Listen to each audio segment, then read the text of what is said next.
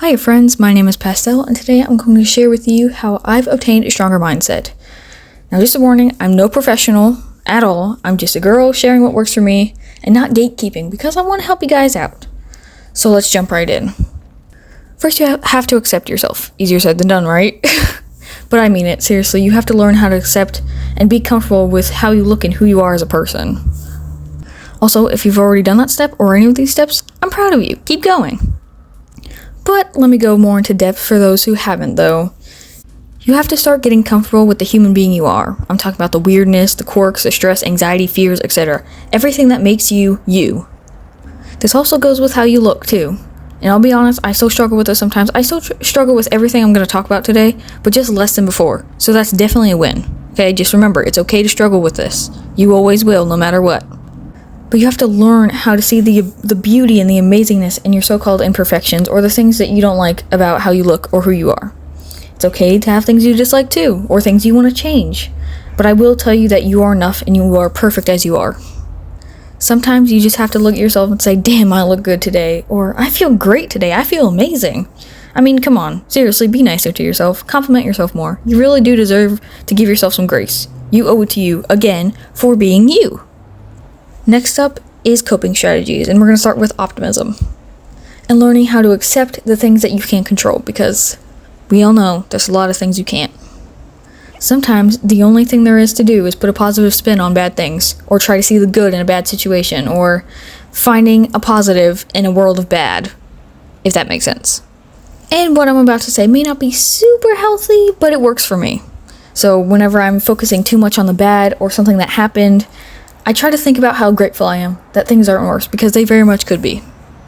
The reason I say it may not be healthy is because if you're already at a low or super stressed, it's easy to focus on how bad things are worse or how they're going to get worse, because we're humans. We're gonna see bad over good most of the time. Another thing I've found that helps is laughing. Yes, laughing. The saying laughing heals is so true. Literally, it's proven stress relief. And often when I find myself in a stressful, uncontrolled situation and I'm worrying, I just laughed. Or I'll end up laughing at myself for getting stressed out over something so silly or little. It truly is funny sometimes how I can do that to myself. Just a side note, I also have some really dark humor, so it definitely comes in handy when I need it in these times. There are so many coping strategies too. I can't put them all in this video or else it's gonna be forever. So, do a search if you need more, or drop a comment and I could give you more. When something that's out of my control or something I know easily stresses me out happens, I just have to let it go. Which again, easier said than done, right? It's not that easy, for me even, but sometimes I can just let it go. Or since I'm a Christian, I give it to God, but that's just me. Of course, if you aren't, skip that part. You don't even have to do that. Don't even think about it. I know there are always some things in life that you just can't control, even though you want to. But once you can learn that things are better off out of your control, you start to have peace with it. You start to not think about it so much, and these kind of things start to stop stressing you out. The stress that comes with that kind of fades away. Seriously, you start to just notice that sometimes you don't even think about how things could be worse, or where things are going, or that you can't even control it anymore. You just accept it and you move on. And that's so great, and once you get there, trust me, it's amazing. Another coping strategy is learning how to calm yourself, especially mid-freak out. That is a super powerful thing to have. Whether it's repeating song lyrics, going to your happy place, breathing techniques, whatever, allowing yourself to recognize your feelings, feel and cope with them can change a lot. And I know sometimes it's hard to even know what you're feeling, but once you can figure out what you're feeling and why, it's easier to feel them and cope with them. And again, just a reminder, it's okay if you struggle to start with this or still struggle after you've learned. It's normal, okay? Nobody is perfect. We're all learning how to live and go through life one step at a time. Some more things that can help are positive self-talk, affirmations, I'm great, I got this, I can do this, I am powerful, I am successful. Telling yourself this stuff. Usually you don't believe it at first, but after a while you do. Empowering reinforcements, journaling, grounding techniques. Bringing yourself back down from being stressed out or going crazy. It feels like your mind is going like that. Self-compassion. Again, being nicer to yourself. Getting outside. Distraction techniques. Or even seeking professional help if you need it, because that is also okay too, my friends. Okay, next up is removing toxic people, objects, behaviors from your life. I'm just going to say toxic things in place of the behaviors and objects and people like that. So whenever you hear that, just think about maybe a person or maybe a thing in your life or behavior that you have. Just keep that in mind. When you have something toxic in your life, you start to feed off the negativity or take it on without even realizing it, which can be super dangerous, by the way. And removing said things that are toxic is very hard. Trust me, I know I've had a fair share of mostly toxic people, but you will be better off without it or them, I promise. And yes, I also know that getting rid of these toxic things or people can feel so good when you're free from it all, but it's really hard to get rid of it. Or also, especially when that toxic thing becomes addictive or you become dependent on it or a person. But with that, there's also learning to let go of people or things that don't bring you joy or bring you peace. This goes with the toxic part, but they're also very different, so keep that in mind too. Most of the time, it's easier to let go of something or someone that doesn't bring you joy rather than something that's toxic, because toxic things usually have more roots embedded in you. And when something doesn't bring you joy, what do? Move on or let it go. In most cases, obviously. But you may have to sit and think about some of these things. Who or what does not serve you? If that thing in your life was removed, would you be better off without it, or does it actually help you? When you are with a certain person, do you feel anxious or negatively? Do they bring you joy and make you happy and feel welcome? Or are they the opposite? Something to think about.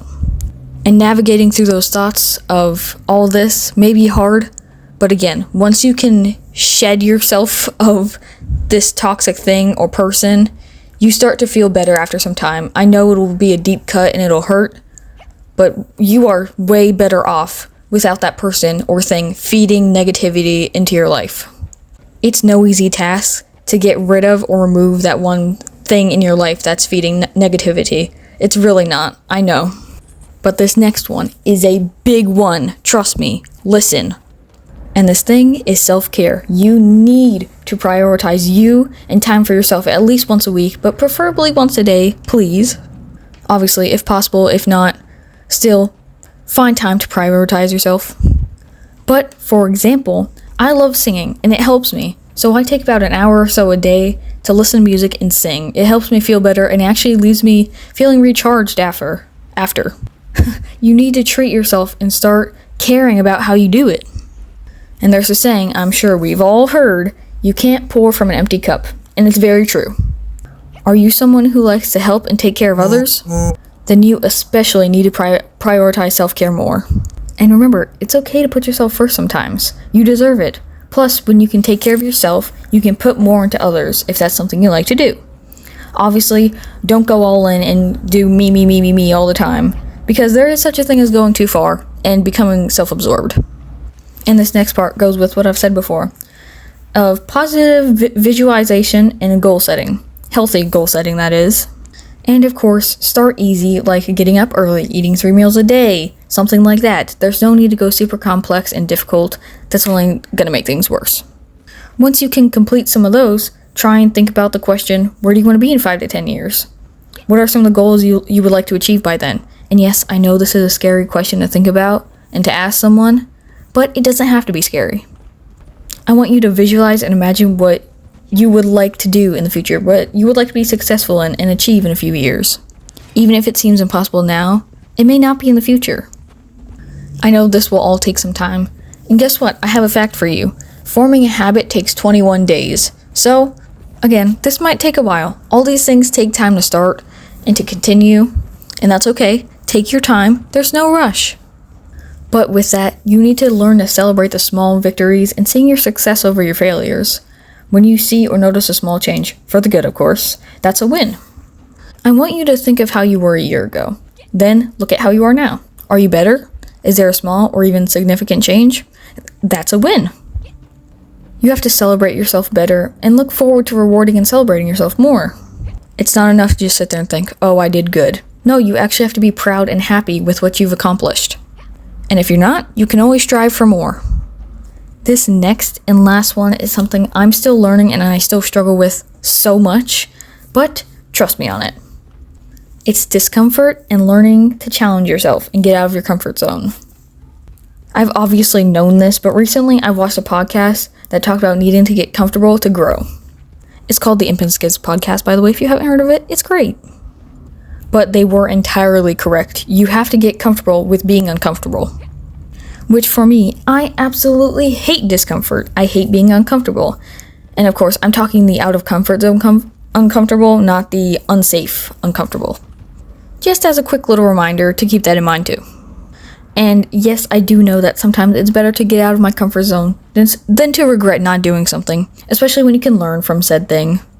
Sometimes it's also more fun to push those scary thoughts aside and just do it, because again, you won't regret it after you do something fun.